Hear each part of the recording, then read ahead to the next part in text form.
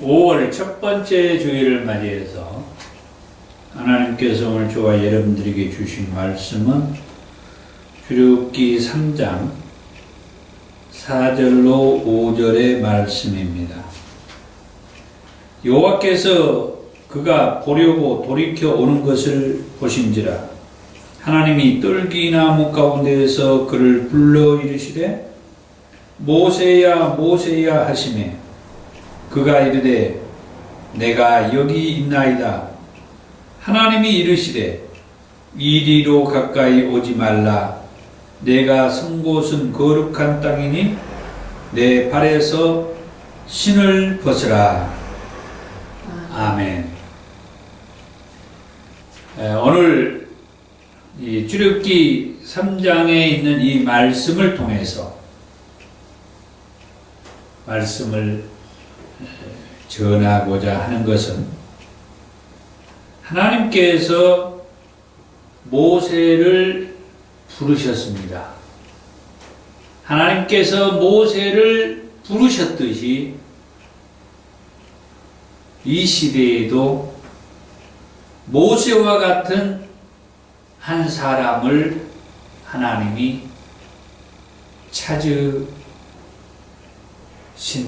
하는 말씀이고, 모세와 같은 한 사람으로 하나님 앞에 부름을 받자라고 하는 그런 말씀입니다. 출애굽기는 이스라엘 백성들이 애굽에서 종 생활하던 이야기로부터 시작을 합니다. 무려 400년이 넘도록 애굽의 종 생활을 하죠. 말할 수 없을 정도로 고통스러운 시간이었습니다. 이러한 때에 하나님께서 모세에게 나타나셨죠. 하나님께서 모세에게 나타나셨는데, 그러면 모세는 어떤 사람이었느냐, 또는 모세는 누구였느냐,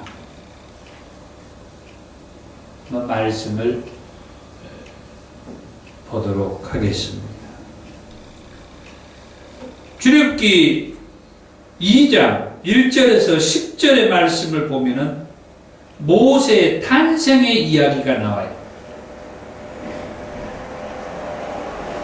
레위 가족 중에 한 사람이 레위 여자에게 장가들어서 아들을 낳았는데 그 아들의 이름이 모세였습니다. 이처럼 모세는 그의 부모님이 레위 지파의 제사장 지파의 레위인들이었지만은 나라가 없어지고 애굽의 종생활을 함으로 인하여서 결국 애굽에서 원하는 그런 삶을 살 수밖에 없었던 것이 모세가 탄생할 시점에서의 상황이에요. 그러면 애굽에서 요구했던 것은 뭐냐? 출애굽기 1장 16절의 말씀에 보면은 너희는 히브리 여인을 위하여 해산을 도울 때에 그 자리를 살펴서 아들이거든 그를 죽이고 딸이거든 살려두라. 출애굽기서 1장 22절에서는 그러므로 바로가 그 모든 백성에게 명령하여 이르되 아들이 태어나거든 너희는 그를 나일강에 던지고 딸이거든 살려두라. 이처럼 모세의 부모님도 모세를 낳아가지고 키우고 싶었지만 애굽의 종 생활을 하는 입장이다 보니 더 이상 키울 수가 없었어. 그래서 성경을 보면 석 달 동안 숨기며 키워왔지만 더 이상 키우는 것이 힘들다는 것을 알고 갈대 상자를 만들어 거기에 모세를 넣고 나일 강에 띄어 보냈다라고 출애굽기 2장 2절에서 3절에 그렇게 말을 하죠. 그러나 감사하게도 바로의 딸의 눈에 이 모세가 들어있는 갈대 상자가 발견이 되면서 바로의 딸이 모세를 궁에서 키우게 됩니다.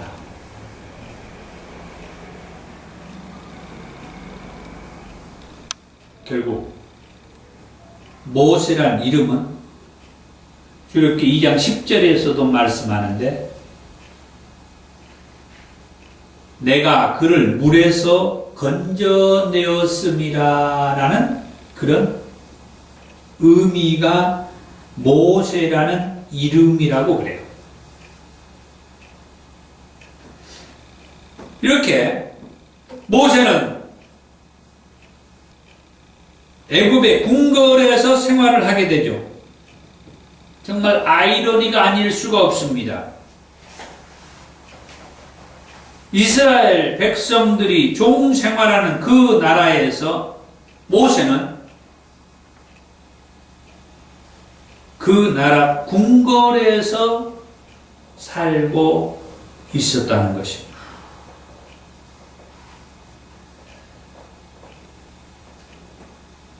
이것이 아이러니라고 하는 것은 모세는 종 생활하는 이스라엘 백성들이 자기 민족이요 자기 형제라는 것을 알고 있었기 때문이에요.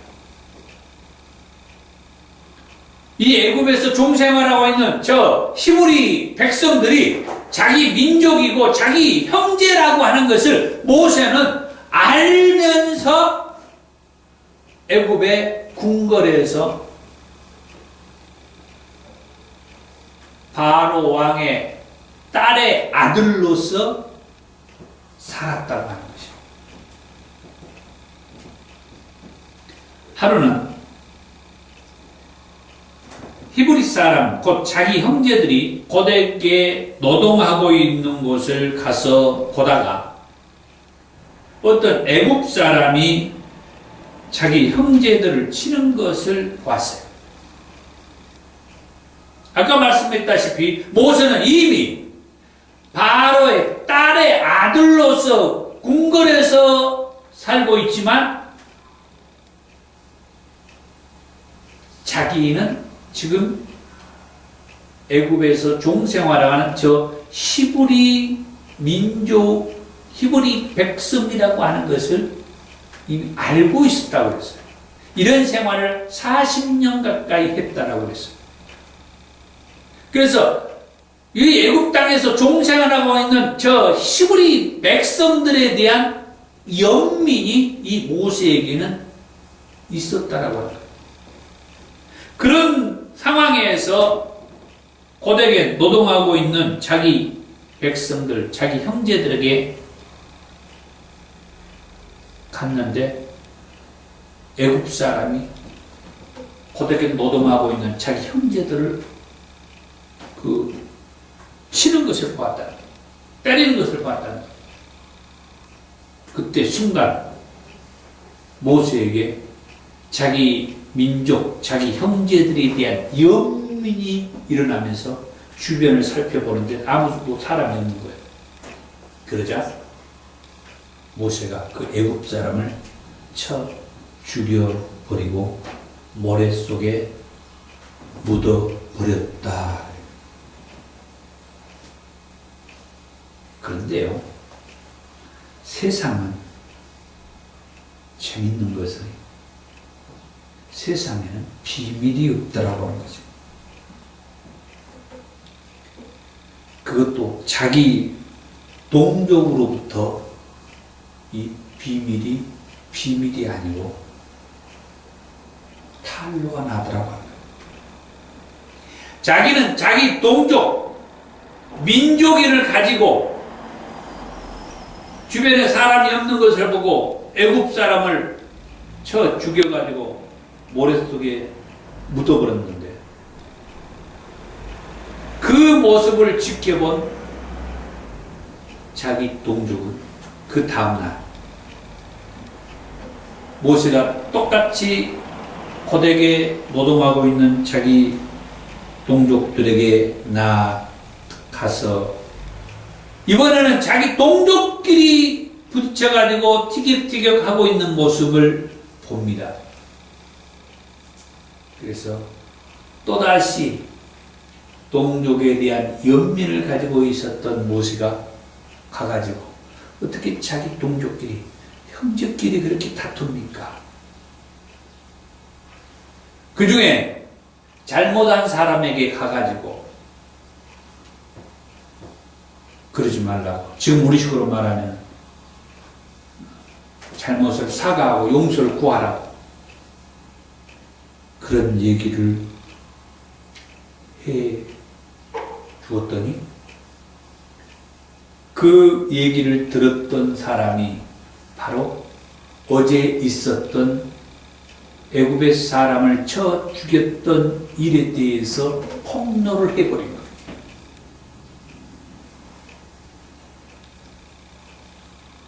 그러자 모세는 난처하게 되고 맙니다. 출애굽기 2장 14절이죠. 그가 이르되 누가 너를 우리를 다스리는 자와 재판관으로 삼았느냐? 내가 애굽 사람을 죽인 것처럼 나도 죽이려느냐? 모세가 두려워하여 이르되 일이 탈로 되었도다.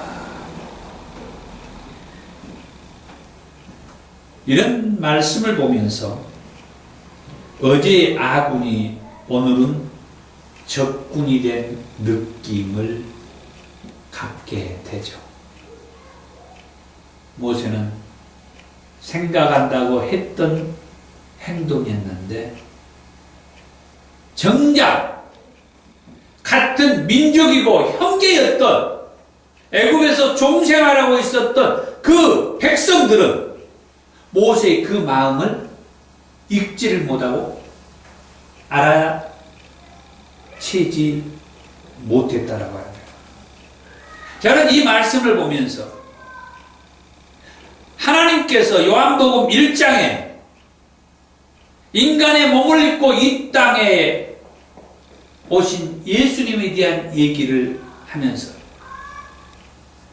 자기 땅에 왔지만 자기 백성들이 자기를 알아보지 못하고 무시하고 배격하고 하물며 십자가에 못 박아 죽였다라고 하는 그 말씀을 생각해 보게 됩니다.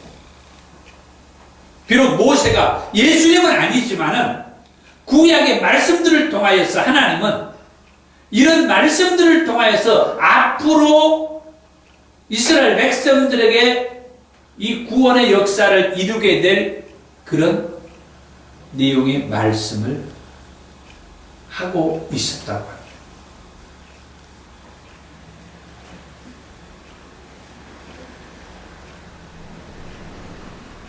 이로 인하여서 파로 왕은 모세를 찾아 죽이려고 합니다. 그래서 할 수 없이 모세는 궁궐을 빠져나와 광야로 도망을 가고 맙니다. 이렇게 시작된 광야 생활을 하다가 모세는 십보라라고 하는 여자와 결혼을 합니다. 궁궐에서 40년을 생활했던 모세가 미디안 광야에서 또한 40년을 양떼를 치면서 살게 돼요. 그러다가 출애굽기 3장 오늘 본문으로 삼았던 4절의 말씀입니다. 모세는 여호와 하나님의 부름을 받게 돼요. 그날도 모세는 장인 곧 미디안 제사장 이드로와 양떼를 치다가 양떼를 이끌고 하나님의 산 호렙에 이를 때에 하나님의 그 부름을 받는데 출애굽기 3장 2절에 여호와의 사자가 떨기나무 가운데로부터 나오는 불꽃 안에서 모세에게 나타나셨다고 하는 겁니다. 그다음 두 번째로 하나님께서 모세를 부르셨다. 이처럼 떨기나무 가운데로부터 나오는 불꽃 안에서 모세에게 나타나신 그 하나님께서 모세를 부르신 거죠. 떨기나무에 불이 붙었는데 떨기나무가 사라지지 않는 것을 모세가 보았어요. 지금 우리들도 그러잖아요. 어디에 불꽃이 피어오르는데 불꽃은 피어오르고 있는데 그 건물이라든지 거기에 있는 것들이 타지 않고 그대로 있다고 하면은 신기해가지고 더 가까이 가서 보고 싶어하는 그런 마음이 오잖아요. 바로 하나님이 떨기나무 가운데에 나타나셨을 때의 그런 광경이었다. 그래서 모세가 더 가까이 가서 그 모습을 보고 싶었어요. 내가 가서 이 큰 광경을 보리라 하고 모세가 가까이 갔을 때 출애굽기 3장 4절에 하나님께서 떨기나무 가운데에서 모세를 불러 이르시되 모세야 모세야 그렇게 불렀다라고 하는 것이죠.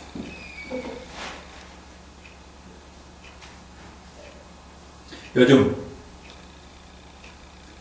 신앙생활 하는 사람들 가운데에서도 하나님의 부름에 대해서 분명하게 하나님께서 자신을 불렀다라고 하는 그런 사실에 대해서 믿음을 갖지 못하고 확신을 갖지 못하는 그런 신앙인들이 참 많아요. 지금 여기 출애굽기 3장 4절의 말씀처럼 하나님께서 모세를 부를 때 모세야 모세야 그렇게 불렀던 것처럼 나한테는 그렇게 그런 소리가 안 들렸다. 그런 사람들이 많아요.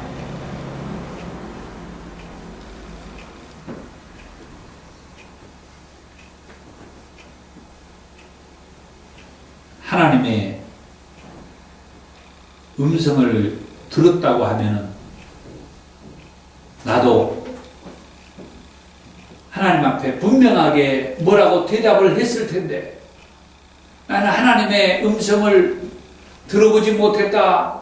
나는 하나님의 음성이 내게는 들리지 않았다. 이런 사람들이 많으니 어떻게 하나님 앞에 뭐라고 대답을 하겠느냐 이거죠. 제가 뭐라고 말을 해드려야 할지 모르겠습니다.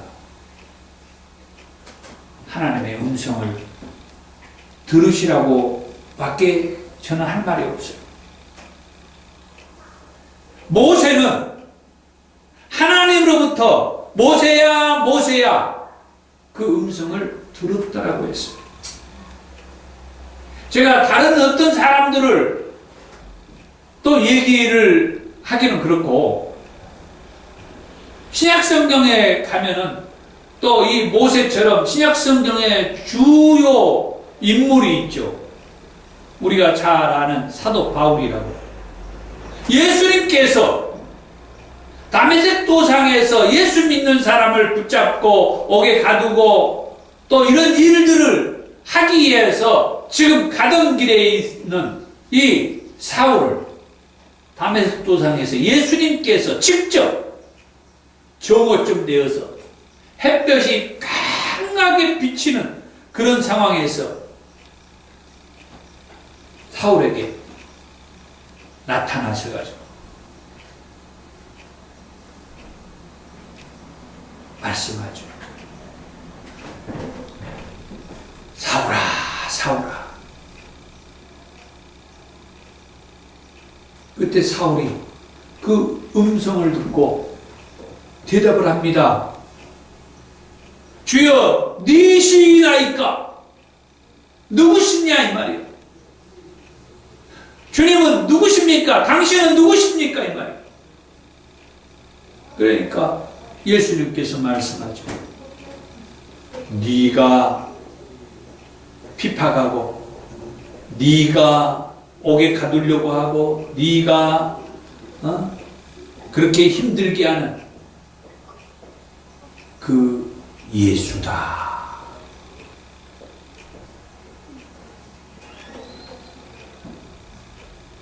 예수님께서 오셔서 당신 누구요? 그럴 때 나는 네가 핍박하는 예수다. 그렇게 말씀하셨던 그 말씀도 그렇게 예수를 핍박하는 사울도 들었다 이 말이에요. 지금 이 출애굽기에 이 모세만 하나님의 음성을 들은 게 아니라 하나님께서 우리를 구원하기 위해서 이 땅에 보낸 그 예수를 핍박하는 사울도 하나님의 음성, 예수님의 음성을 들었어요. 그런데 이 시대에 하나님을 믿고 예수님을 믿는다는 그런 사람들이 하나님의 음성을, 예수의 음성을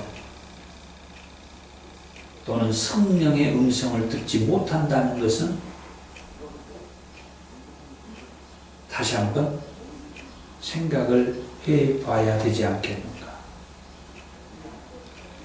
예수님께서 승천에 올라가시면서 다른 보혜사를 보내주시겠다고 말씀하면서 지금은 성령을 통하여서 성령의 감동하심으로 많은 음성을 들을 수가 있기 때문에 지금은 모세에게 모세야 모세야 라고 음성을 들려주고 사울에게 사울아 사울아 그렇게 음성을 들려주지 않는다 할지라도 성령을 통하여서 감동하심이 우리에게 있어가지고 나를 부르는 그런 일들이 있다는 거죠. 감동하심으로 하나님이 나를 부르셨다. 그런 감동을 통하여서 나를 부르시는 음성이라도 우리는 들어야 돼. 이렇게 음성을 듣게 되면은 음성을 들은 자들이 뭐 해야 돼요? 반드시 대답이 있어야 된다.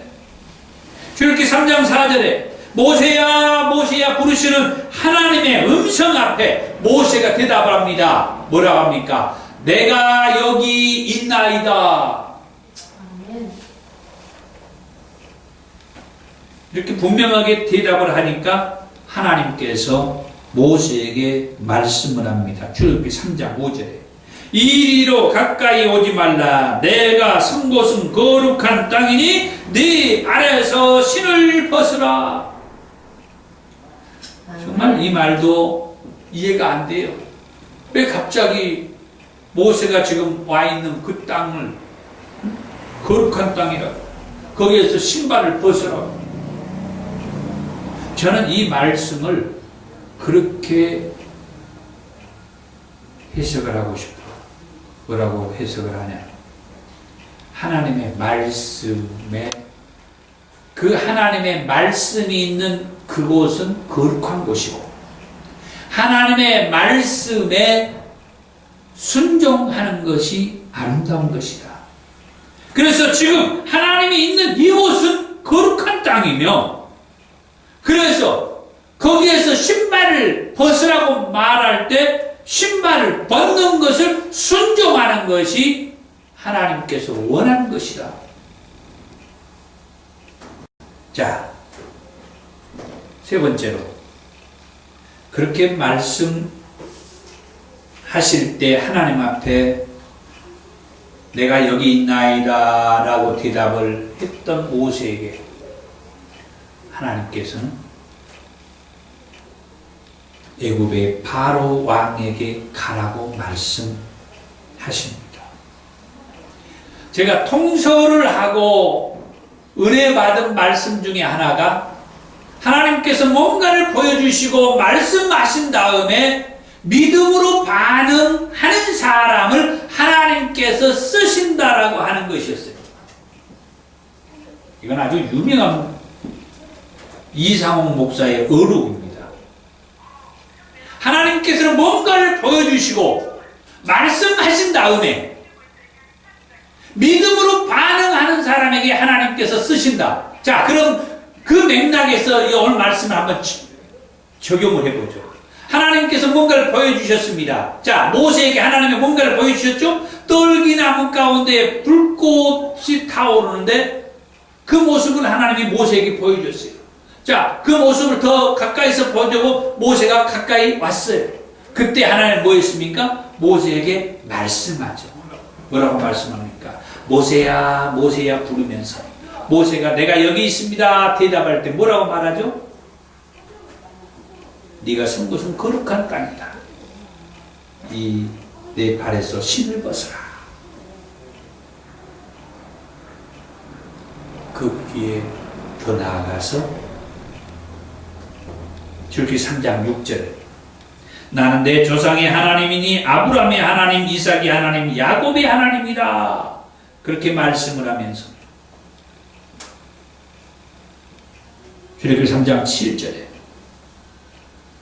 고통하고 있는 백성들을 내가 보고 있었고 그들의 부르짖음도 듣고 있었으며 그들의 근심거리를 내가 다 알고 있었다라고 그렇게 말하죠. 그리고 계속해서 출애굽기 3장 8절에 이 백성들을 애굽인의 손에서 건져내고 그들을 그 땅에서 인도해 낼 하나님이라고 말씀을 합니다. 그래가지고 아름답고 광대하고 젖과 꿀이 흐르는 그 땅으로 이 백성들을 데리고 갈 것이라고 말씀을 합니다. 그 일을 출애굽기 3장 9절에서 10절에 바로 네가 모세 네가 그 일을 해달라고 말씀한 거죠. 사랑하는 성도 여러분, 이처럼 하나님께서는 모세를 부르셨습니다.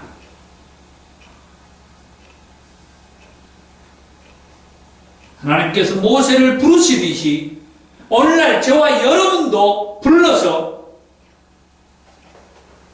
저 세상에 예수를 믿다가 중도에 쉬고 있고 타락해 있고 또 다른 복음을 쫓아가서 다른 신앙을 하고 있는 그리고 아직도 믿지 않고 있는 저 영혼들을 향하여서 하나님은 오늘도 저와 여러분들을 부르셔서 저 세상에 가가지고 하나님의 백성들을 하나님께서 구원할 그곳으로 인도해 내기를 원하십니다.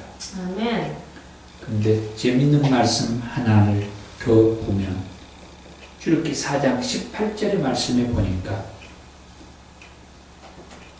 모세는 하나님으로부터 부름을 받아가지고 바로 왕에게 애굽의 바로 왕에게 가서 내 백성들을 데려오라는 그런 부름 사명을 받아가지고 그냥 가지를 않습니다. 마음에 이제 이미 가겠다고 결단을 한 다음에 출애굽기 4장 18절에 모세는 자기 장인 이드로에게 가가지고 자신이 애굽에 있는 형제들에게 다녀오겠다라고 말씀을 드렸더니 모세의 장인 이드로가 평안히 다녀오라고 그렇게 해 준 거죠. 그동안 우리는 모세는 하나님의 말씀을 듣고 마음에 결단을 하고 그 해온 아론과 함께 애굽에 그냥 갔을 것이라고 저는 그렇게 생각을 했어요. 그런데 출애굽기 4장 18절의 말씀에 보니까 이미 마음에 결단을 한 다음에 자기 장인에게 찾아가 가지고 어르신, 내가 애굽에서 종생활하는 내 형제들에게 다녀오겠습니다. 인간적인 관계도 무시하지 않았다라고 할 거예요. 오늘날 우리 사명자들이 이것까지도 염두하고 사명의 길을 가야 하겠다, 그 마음이 들어오는 겁니다. 하나님으로부터 부름받아서 사명자의 길을 갈 때 인간적으로 나하고 관계가 되어 있는 사람들에게도 이렇게 말씀을 드리고 그 길을 가는 모세의 모습을 보는 것이죠.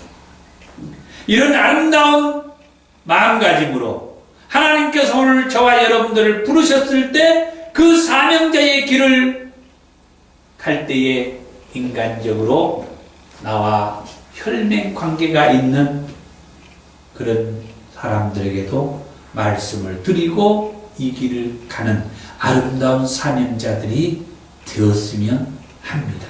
기도하겠습니다. 하나님,